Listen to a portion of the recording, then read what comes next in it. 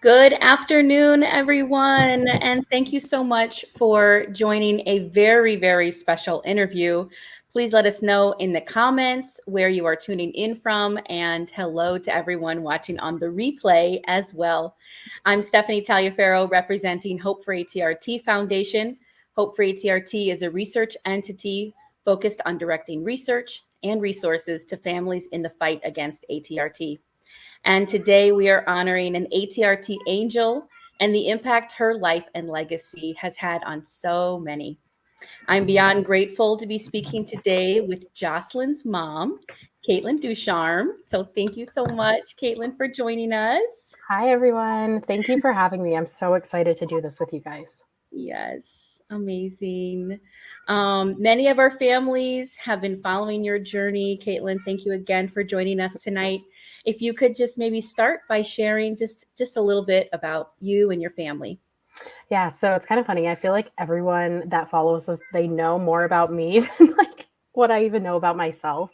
But so I'm Katelynn. My daughter is Jocelyn, who you guys saw, and I'm married to my husband Josh. We've been together for a little over 8 years now. We both grew up in New York, and now we live in Utah. Yeah, so now we live in Utah because he's in the military. So we just kind of ended up here. We have 3 kids. Jocelyn is our oldest, and then we have 2.5-year-old twins. Aw, Yeah, I've got this family right photo there. here. Is this Utah? Is this That a is. Utah backdrop here? Yep, that was taken a little over a year ago. Yeah, here. Beautiful, so beautiful. Yeah, I had someone see that photo and they're like, I want to go there. That's a beautiful spot. It's so pretty. Honestly, I love it here. Yes. And you said you were from New York. What part of New York? So super, super upstate, like Okay. bordering Canada and Vermont at the same time. That far Okay. up. Okay. Cool. Yeah, we have a lot of New Yorkers that follow, and Mm-hmm. Jamie's from New York City as well. So So cool. yes. Oh, and we've got someone watching from Canada. We've got people commenting on the feed here, Seattle, Canada. Yeah, I've got a couple from Canada, That's so they're all awesome. saying hello. Let's start with some beautiful memories. Let's Yeah. help us get to know Jocelyn. What was she like? What are some of your special memories? Jocelyn, I always kind of describe her as she was honestly like one of a kind. Like, I've never met a child quite like her. And I always say, she was like so wise beyond her short, like 3.5 years that she was. She was so intuitive to people's emotions.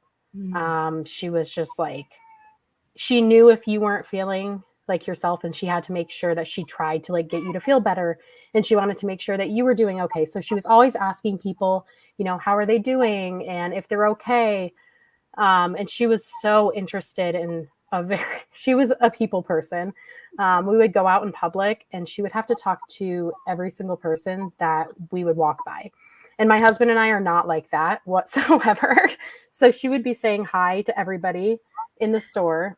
She would be asking everyone their name because she just had to know, because it was more that she just wanted to tell them who she was. Because right when they would tell her name, she's like, okay, cool. Well, my name's Jocelyn. And that's how she was. And so she was like, honestly, the sweetest like 3-year-old you could imagine. Mhm. I think that's like how I would describe her, just because she was so different than what I've experienced with any other kids. Mhm. Um, and I think it was because she just really was like, a lot of people describe her kind of like as an old soul. And I totally believe that, Yeah. even though she was only 3. Mhm. Yeah, someone said Joss was like 1 in a billion. Totally agree. Yeah, that's beautiful. Beautiful. What are some things now that pop up and remind you of Jocelyn? So one of her favorite things was like Frozen. So anytime I see anything Frozen, it just reminds me of Jocelyn. One of Mhm. our favorite songs that we used to sing in the car together was like a song from Frozen. Mhm. So really anything Disney, she loved, Frozen, Moana, princess movies, Little Mermaid, everything like that. Um, we've associated, like, since she's passed, a sign of like butterflies around her. So that's been kind of like a symbol for her. She used to like butterflies and get super excited when she saw them when she was alive. And I used to love them as a child. And shortly after she passed, we had kind of connected with like a medium and stuff. And she had mentioned butterflies without us even bringing it up or talking about it online at the time. So it just all kind of made sense. So that's been like a huge symbol and thing that just makes us think about her now. Yeah.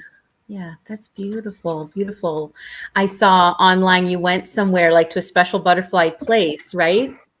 Yeah. So about an hour from our house, there's like a butterfly biosphere, and you can like go in this huge room that they have set up for like the butterflies to live in and do everything they need to do. And they just fly around, and it's insane the different Oh, types of butterflies that you can see in there. They're so pretty. It was like one of the coolest things we've done here. that's awesome. What a beautiful experience for your Mhm. family. Let's go back a little bit. Could you walk us through just the timeline of Jocelyn's ATRT journey? Yeah. I feel like I've told this a bunch, but then when I'm talking about it, I'm like, man, there's so many small details to this. Yeah. So she was diagnosed in May of 2019 when she was 17 months old. And she had been sick for about a month prior, and we had been bringing her to the doctors a lot. And they kept saying it was like a flu, and that's all it was. Eventually, you know, it had gone on for so long that they did an MRI scan, and it showed like a massive tumor. At the time, I think it was like 6 centimeters in size. And so from there, the very next day, she went into her very first brain surgery where they just ended up doing a biopsy and kind of figuring out, okay, this is ATRT, which at the time we didn't know a whole lot about. Mhm. We pretty much just knew kind of the statistics that they had told us. So from there, she went into like 5 rounds total of high dose chemotherapy, 3 rounds of stem cell transplants. She had a second brain surgery to remove the tumor, which was really successful. They were able to get like the entire tumor. The only deficit you could say that had happened during the surgery was she did have a minor stroke, Mm. but it never gave her any symptoms during it. So she recovered really well. After that, all of those rounds of chemo, we're looking at, you know, the end of 2019, and she ended up going to Seattle, Washington for proton radiation. And she did 6 weeks of that. And then right after that, she had had clear scans since August. So in March, they did all of her post-treatment scans. Everything looked great. There was no evidence whatsoever of disease. Everything looked perfect. And her team had always kind of talked to us that they had dealt with some ATRT before, and they had always said that Jocelyn's tumors were reacting so much better to the treatments than they had ever seen with previous patients. Hmm. Like everything in her initial journey was going so picture perfect. And even her doctors had told us after they had never thought she would be one to have a reoccurrence because everything went the exact way you could have hoped or better. So March, we thought we were, you know, in the clear, we were good. She had her first like post-treatment scans in July of 2020, and it did show a relapse, which we kind of explained to people as the relapse hit us harder than her actual diagnosis because especially we weren't expecting it. With how well her treatments had gone the whole time, Yeah. we thought once it was done, like we were going to walk away from it and never look back and never have anything to do with all of this ever again.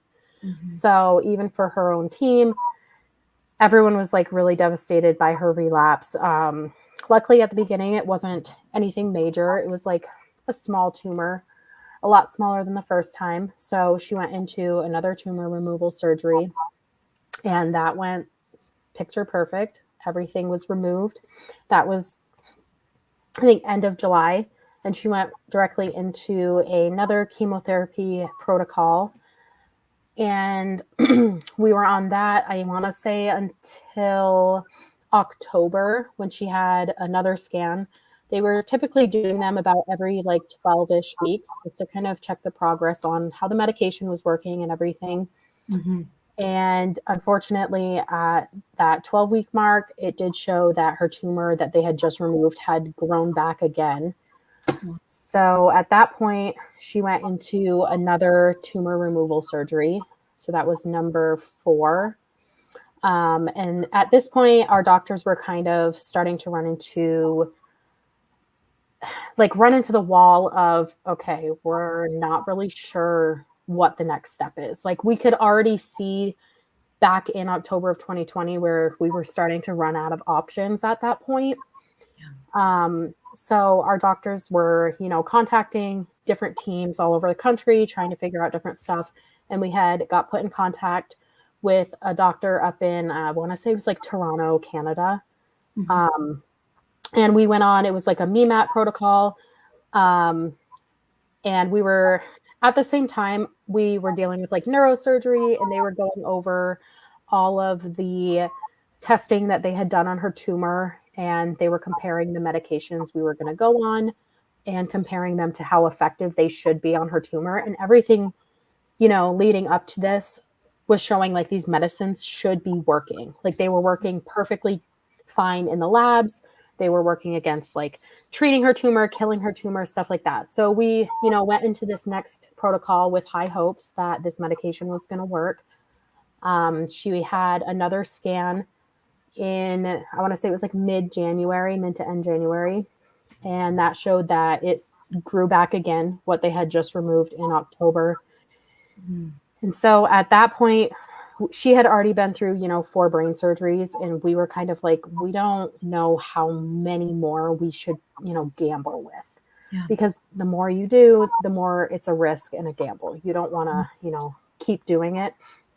So we put her into another medication, and it was like a targeted inhibitor chemotherapy, which again had shown like really positive results in the labs. So we were like, okay, well, let's try this. And then come May, it took a long time. It's kind of frustrating on our part because we had a lot of issues with the insurance companies giving us grief about wanting to approve them. And they were like, well, does she really need this? And, all that type of stuff. Yeah. So we had found out that her tumor had grew back in January, and she never was able to get back on any chemo until March, which in my mind now, looking at it, I think that's a really long time, especially for ATRT. And who knows, it could have made a huge difference. Mm-hmm. We don't know. Yeah. So she went on that, and then she had another scan in May, which showed that it was growing even more. So by that point, we decided, okay, we need to start looking at other options that are out there. I had kind of like researched into immunotherapies, and I've heard, really positive stuff about immunotherapies, not only just for ATRT, but brain cancers in general. I've heard a lot of positive stuff. So we had found an immunotherapy trial in Boston, and we've reached out to them. We were also trying to get on one in Seattle at the time, but that one, the wait list was too long. So when we talked to Boston, the team there had said basically we needed to remove all but like 1 centimeter of her tumor in order to be qualified into that trial. So we ended up deciding to do the 5th brain surgery, and the doctor went in there, and it was like one of the scariest surgeries because I think it had the highest risk out of all of them. And we had gone into it with the mindset that we're not going to be able to do another. This is going to be our last shot for any removal for a surgery. At this point, it had already kind of grown around and fused itself towards like her center artery in her brain. So leading into the surgery, our neurosurgeon already knew he wasn't going to be able to remove like that section because it was just way too risky to mess around with the major artery. So when he went in, he was able to remove all but about like 1.5 centimeters. And so we had a lot of high hopes going into the Boston immunotherapy trial. they had seen some really positive results, but then the flip side, they had seen no results. So it was, either way could happen, and you never know, because I find a lot with ATRT, every child just reacts so differently. Yeah. So we went in, she started that in May, right after, like it was a week and a half after she had surgery. Her and I flew to Boston. She started that, and then we ended up picking up our family and just kind of moving back to New York to stay with our family in New York during this time, because it was a lot easier for a commute and for us to not be separated while she was there. So she went through, I want to say it was like 3 rounds of immunotherapy treatments in Boston. And then at the end of July, she had another scan just to check and make sure things were going right, which they weren't. It was kind of like the worst case scenario you could imagine. We didn't think it was possible that her tumor could grow to the lengths that it did. But from the point of May to July, it had at least 4 to 5 times grew what was left.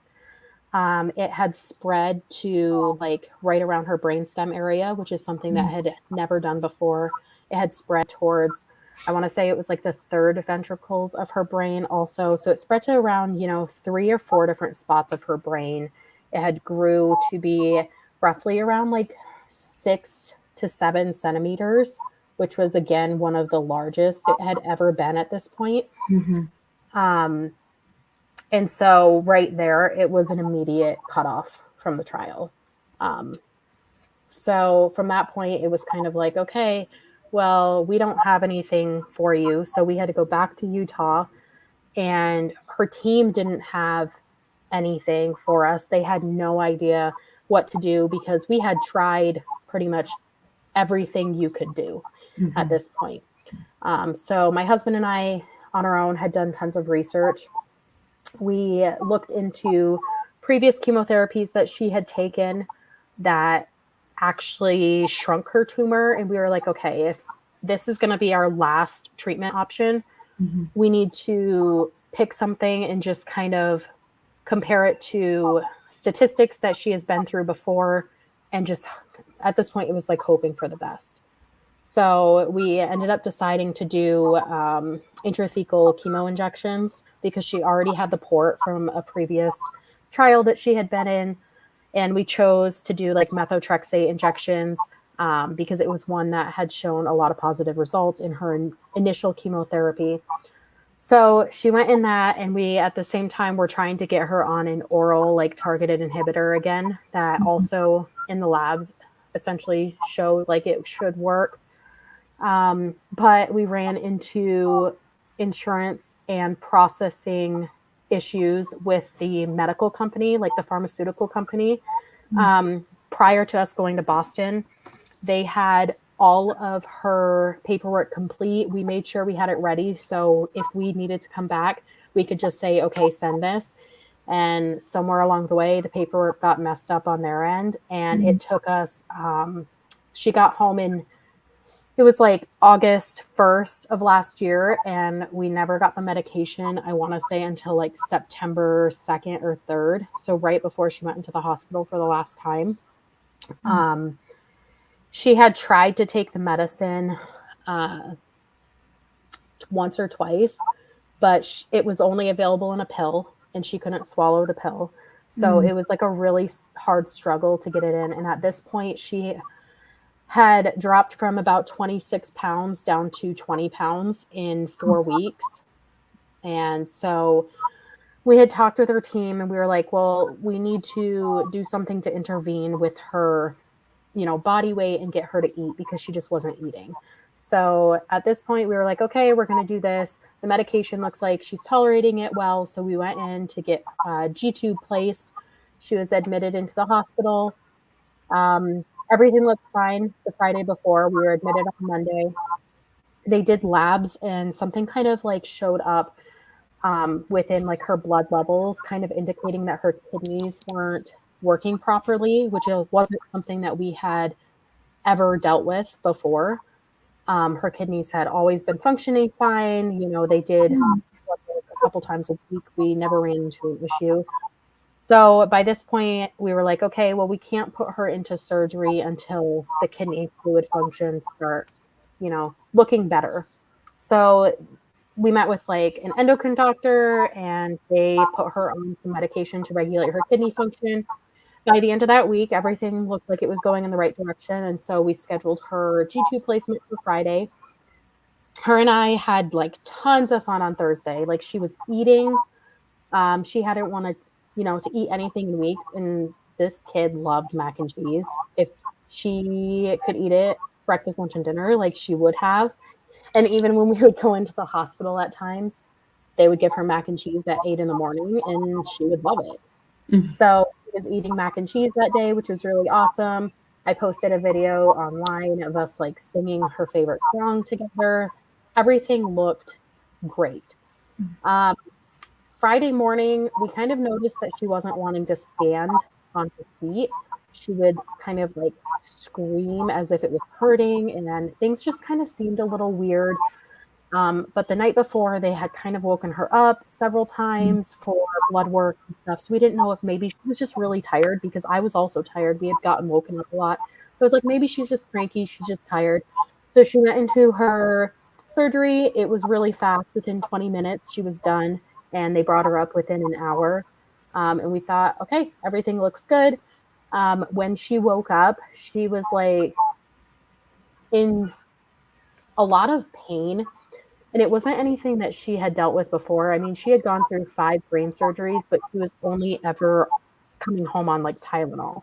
She would never have any pain issues whatsoever. So she was screaming in pain constantly that night, and it wouldn't stop. And then at that point on the next day, she was just sleeping the whole day. We couldn't get her to sit up. She wouldn't talk to us. We tried to get her out of bed, because her nurse was like, you know what, maybe we just need to get her up and moving, get her out of bed and stuff. Because especially post-surgery, we shouldn't just have her laying there. So we tried to get her to stand up, and she wouldn't put weight on any of like her legs. So of course, our luck always happens that when something major is going on, it's on a holiday weekend. That's exactly how it happened her entire journey. Anytime we got admitted into the hospital because she wasn't doing well, wasn't feeling well, it was a holiday weekend, and her normal team was not in office until like the Tuesday. So her surgery was Friday. By Tuesday, she had been sleeping the whole weekend. She had been in so much pain. We had to put her on tons of pain meds, which was never something she had before. They decided at this point they were going to do kind of another MRI scan to see maybe if her tumor is affecting something. And so when they did the scan, her, neurosurgery looked at it, and her oncologist kind of looked at it, and she's like, there's really not a lot of change here. Like, we couldn't visually see any growth within her tumor from July when we came home. So we were kind of like, okay, this is weird. And then they did kind of a test, and they were looking at the blood vessels and stuff within her brain. And that's where the biggest change was. Just within like that overnight period, the tumor had kind of shifted in a slight way to where it had compressed more of that artery that it was growing through. And so it was kind of, they explained it like it was a slow acting like stroke effect, because she was having blood flow. So at that point, we had no options left. There was nothing we could get into. She was not well clinically with her weight and everything. So it's not like we could, and we didn't want to put her into another surgery, because being completely, I don't think she would have survived going through another brain surgery. And we had no other treatment options available. So at that point, we kind of sat down, and it was one of those things where when it was all going down, people tend to say, like, when the time has come to stop treatment, and it definitely was that, because prior to that point, there was never a point where I was like, you know what, I think this is right. I think this is what we should do. So this had went down. So at that point, we decided We just wanted to bring her home. That was like the biggest thing for us. We didn't want her staying in the hospital any longer. We didn't want her passing away in the hospital. We wanted her to be home with us. And with her, because it had happened so quickly, she had gotten discharged from the hospital. I want to say it was like September 8th of last year, and she ended up passing away on the 28th. Yeah. Thank you so much, Katelynn, for your transparency and just sharing your journey with us. We love your family, and you have, I know, a lot of support, and I hope you feel supported and loved, and that you feel how celebrated Jocelyn is, because people really do love her. You shared a couple of shocking things, your experience with the relapse and several of the issues with the insurance. But were there anything else that were sort of shocking during this cancer journey? Other than her relapse, I think like the two things that were so surprising to us was how quickly she declined. We had always had from about, when her tumor regrew like the third time, we had an image in our own heads of what my husband and I had talked about, to where we thought it was going to go down where she would get an MRI scan. It would be a routine scan. She would show that her tumor was growing or it was back again. And from that point, we would decide, okay, there's nothing we can do. Let's bring her home. Let's go travel. Let's do something with her. Let's do something with each other as a family, before she passes away. And I feel like we never got that because it was such a drastic decline. So I think for us, that was one of the most surprising parts of her story, was how quickly things could change, because it wasn't how we envisioned it. The other part would be, we never expected, up until when she started immunotherapy, if her tumors grew, it would be about a centimeter, maybe 2 at most. We didn't expect going from, having a 1 centimeter to like a 6.5, 7 centimeter tumor in the span of 2 months. That was insane. And going into that MRI, we were like, at that point, it was kind of like, you expect the worst, because that was all we ever saw. But we never expected it to be that bad. Yeah. If that makes sense. Of course. Yeah, of course. Just switching gears a little bit to maybe some advice that you would give to a family who's newly diagnosed with ATRT, maybe something you've learned along the way, or something you wish you knew back then that you know now. I think the biggest thing for me that had helped was, I kind of took on, I took on this big role when Jocelyn was diagnosed of, I needed to know everything that I possibly could. So my advice is just do your own research very thoroughly. Listen to your team, because, what they say really does have a big impact. And we trusted our team. We loved our team so much.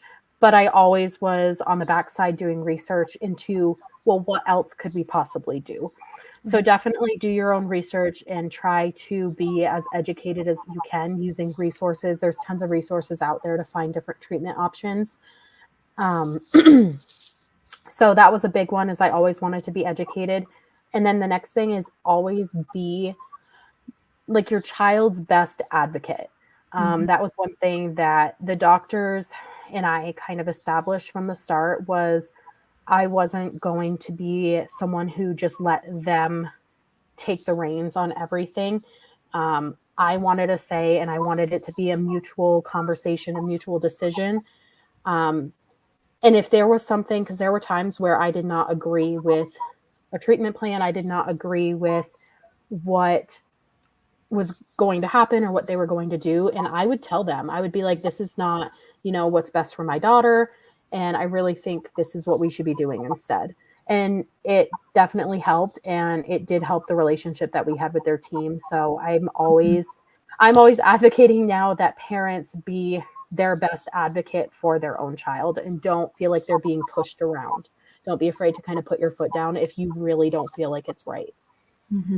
Absolutely. That's great advice. Well, in honor of Jocelyn, you've started a very special program called Jocelyn's Legacy. I want to show the logo here. I'm sure most people have seen this beautiful butterfly paintbrush. We'd love to hear how this came about and what you've been working on with this. Yeah, I would love to share. So when Jocelyn, shortly after she relapsed, her story kind of went crazy on the social media world.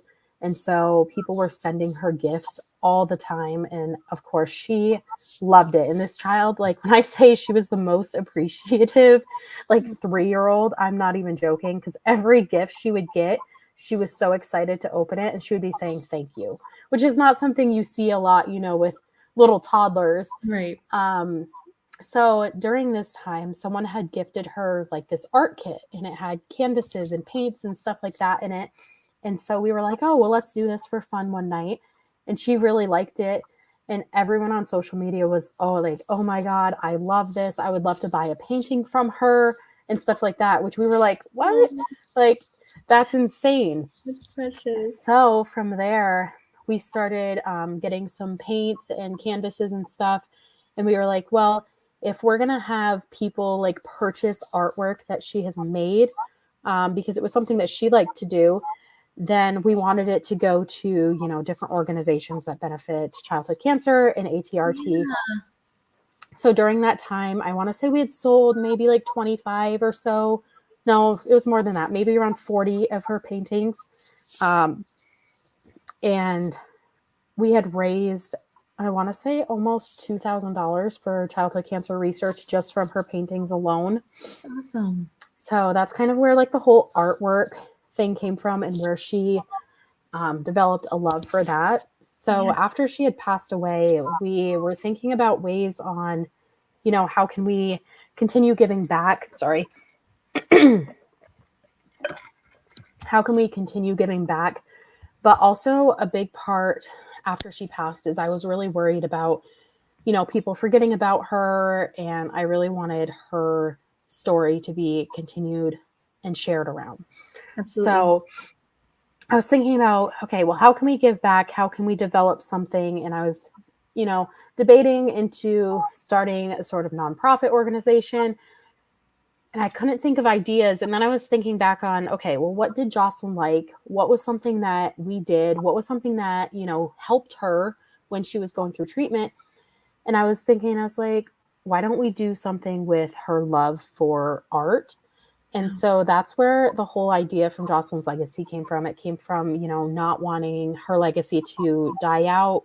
We wanted to continue sharing her story and continue, because she had such a large impact that I had never seen or experienced before on everyone's lives that she was in.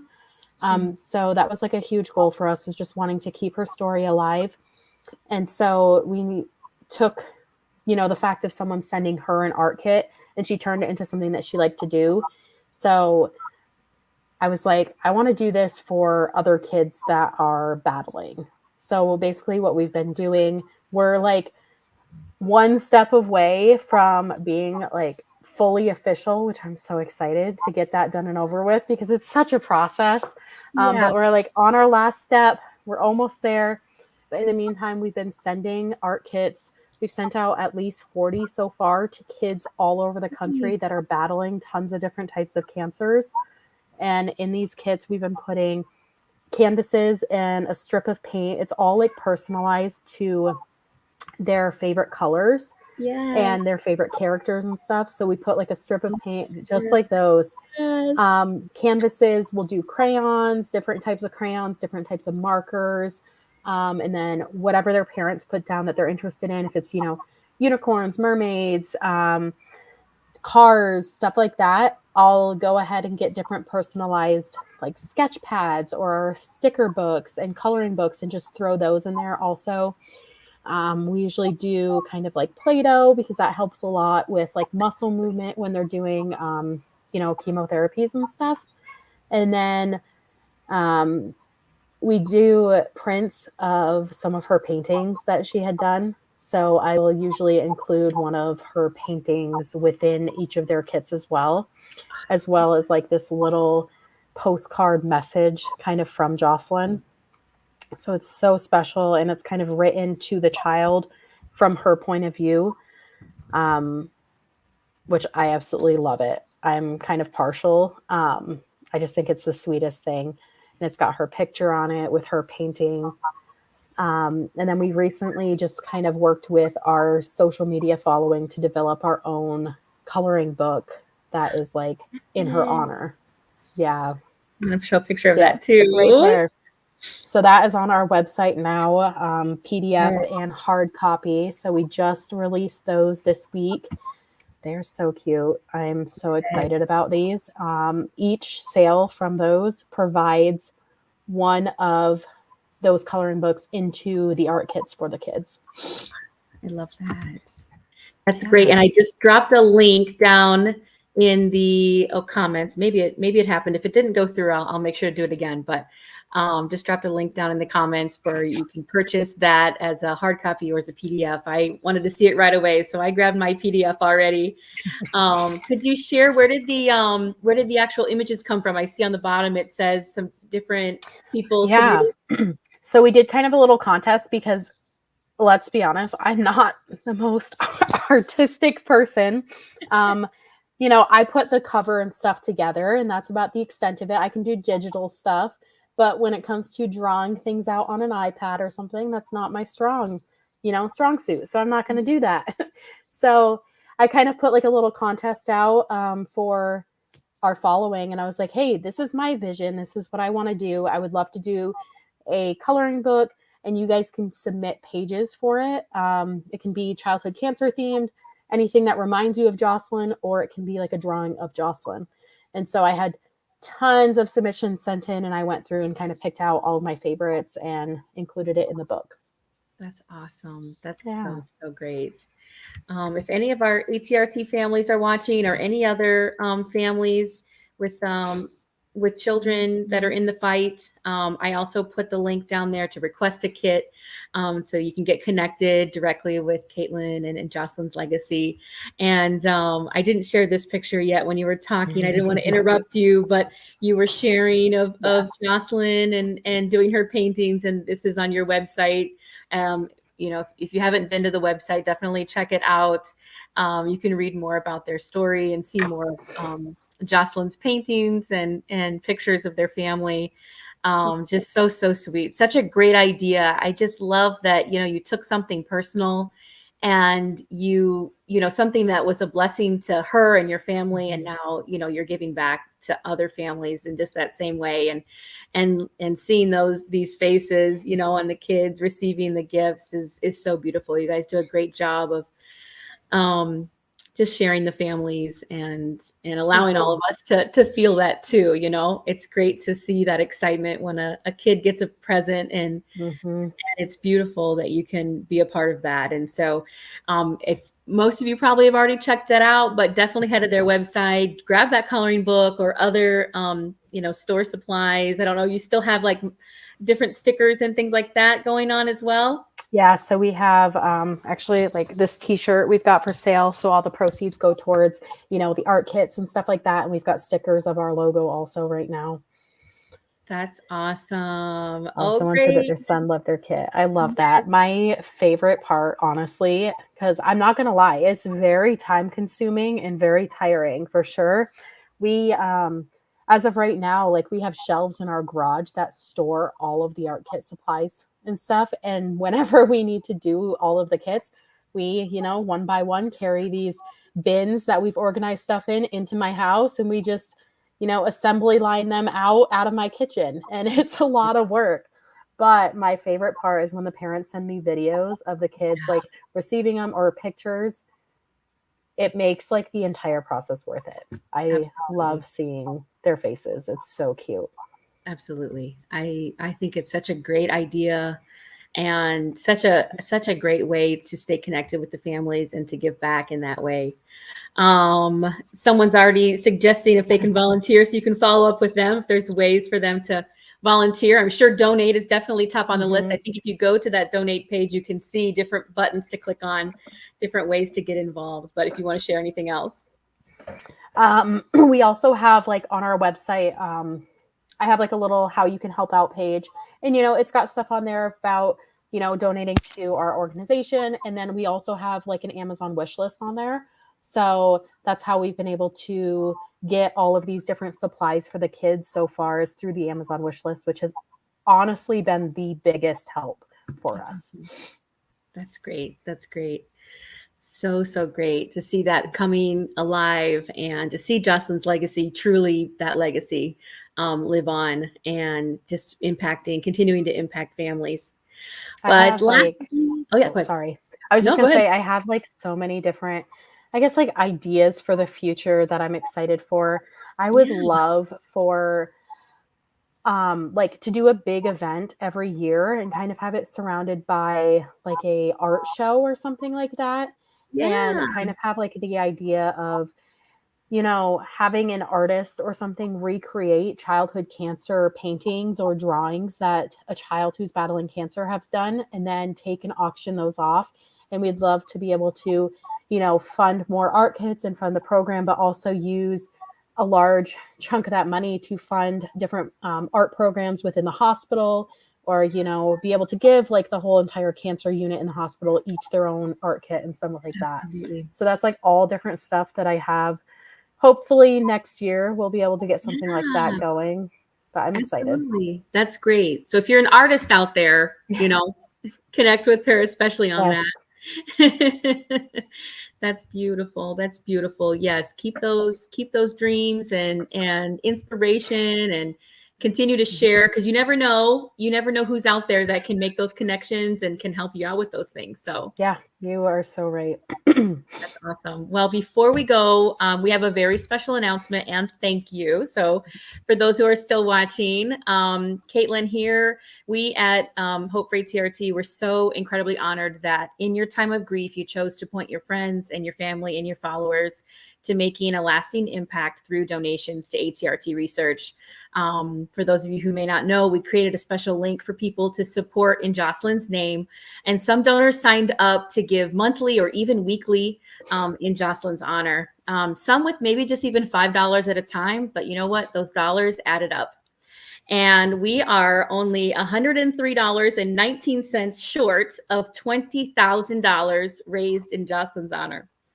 So awesome. That's insane. That's dollars raised that we are able to continue to support critical ATRT research. Donors, we want to thank you. Katelynn, we want to thank you. We are truly honored to partner with you in this fight. If you are watching and you want to push that amount over the limit, I'm going to copy that link in as well. Just truly amazing that something that people that you may not know, people we definitely don't know, that are fighting for these kids through just a couple dollars a week or a month. And it really does speak to those small drops make really big waves, because you encouraged people just $5 a month, and that really does add up, and it's really beautiful to see. Truly incredible. For us, thank you. I love when I found that out. I went and like told my husband and everything, and he was so shocked. He was like, "Are you serious?" But for us, like Hope for ATRT was one of the very first and one of the only like ATRT centered organizations that we had ever kind of stumbled across. And so watching just as like a parent in the background as our child's going through this and seeing all the different events that you guys have done and all the different, research efforts that you guys are trying to do and all the resources that you guys are putting out there. You guys have always been someone that I will always have like the highest respect for and support, because I love what you guys do. Thank you so much. We truly, like I said, are just honored to be in this fight with you. And we just thank you for all the work that you're doing for families across, all pediatric cancer, and continuing to support research along the way. And just for joining me tonight and sharing with us this evening. We just really thank you for taking this time. Thank you so much for having me on here. I was so excited about this because, like I said, I've been, keeping up with you guys and supporting you guys for so long. So I was telling all my family. I was like, oh my God, they want to do an interview. I was like, this is the coolest thing. So I really appreciate it. Awesome. Thank you so much, Katelynn. And thank you guys all for watching, tuning in tonight. Continue to share. I don't know exactly where this video ends up, but it does end up somewhere. So continue to share it and just support Katelynn and Jocelyn's legacy and continue to support pediatric cancer research. So thank you all. Have a great night. Thanks. Bye, everyone.